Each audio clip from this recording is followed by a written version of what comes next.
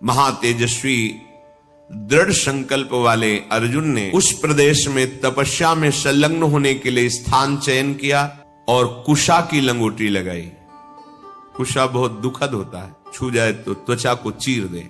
लंगोटी लगाई और एक दंड समीप में रख लिया और अपने गांडीव धनुष और तूणीर को वृक्ष की डाल पे से टांग दिया और हाथ जोड़कर भगवान शंकर की स्तुति करके निरंतर भजन में लग गए। 1 मास तक 3 दिन 3 रात कुछ नहीं खाना, उसके बाद सूखा पत्ता लेकर के पाना। दूसरा मास 6 रात के बाद कोई फल ले लेना।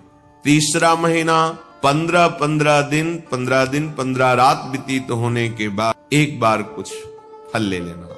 चौथे महीने में केवल जल पीकर रहना, फिर जल भी छोड़कर केवल वायु श्वास बस।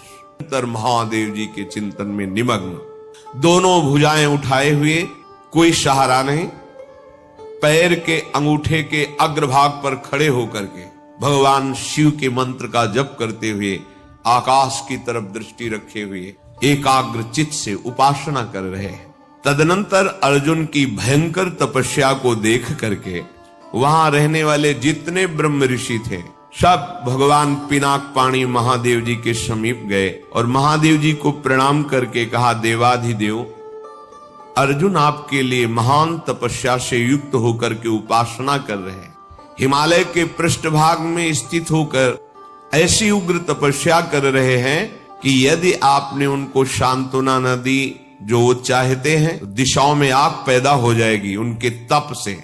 हे देव देवेश्वर, हम लोग कुछ समझ नहीं पा रहे कि उनको कैसे शांत करें। वे अपनी तपस्या का संताप प्रकट कर रहे हैं। हम महर्षि जन चिंतित हैं कि यदि वो ऐसी तपस्या में रहे तो आग पैदा हो जाएगी। जैसे ध्रुव जी ने अपनी प्राणवायु बंद कर ली तो त्रिभुवन की प्राणवायु बंद हो गई, तत्काल भगवान को आना पड़ा। पवित्र चित्त वाले इन महर्षियों की जो सदा सबको सुख देने में तत्पर रहते हैं, उनकी बात सुनकर भगवान देवाधिदेव महादेव ने कहा, महर्षियों, मुझे पता है, तुम विषाद मत करो। अर्जुन की तपस्या किसी को कष्ट देने के लिए नहीं है। अर्जुन के मन में जो संकल्प है वो मैं जान रहा हूं। वो किसी लोकांतर के भोग की इच्छा से तपस्या नहीं कर रहे हैं। उन्हें जो पाना है वो मैं प्रदान करूंगा। तुम सब शांत चित्त होकर अपने अपने भजन में लगो जाकर। भगवान शंकर का ये वचन सुनकर जितने ब्रह्मर्षि आए हुए थे सब प्रणाम करके अपनी अपनी कुटिया को गए।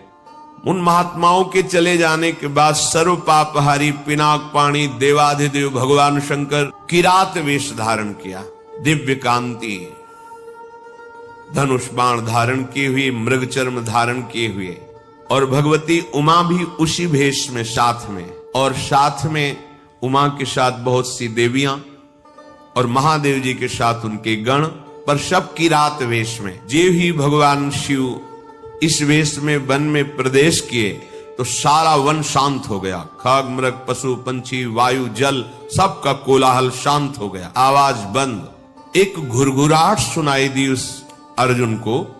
आकाश दृष्टि करके मंत्र जप कर रहे थे, दृष्टि घुमाई तो देखा है कोई विशाल सुअर उनको मारने के लिए तीव्र गति से आ रहा है।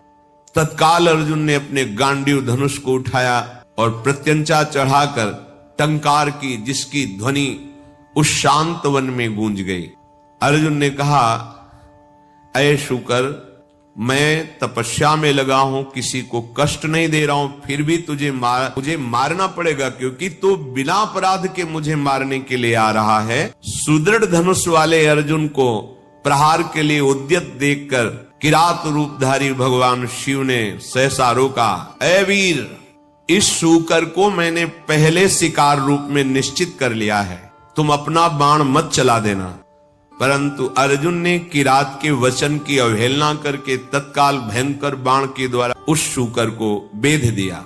जैसे अर्जुन का बाण वैसे ही किरात वेशधारी भगवान शिव का बाण भी उसी जगह लगा। दोनों के छोड़े हुए बाण से सुवर्ण रूप त्याग करके मूक दानों विशाल पर्वत की तरह वो अपने असली स्वरूप में आकर प्राण त्याग कर गिर पड़ा।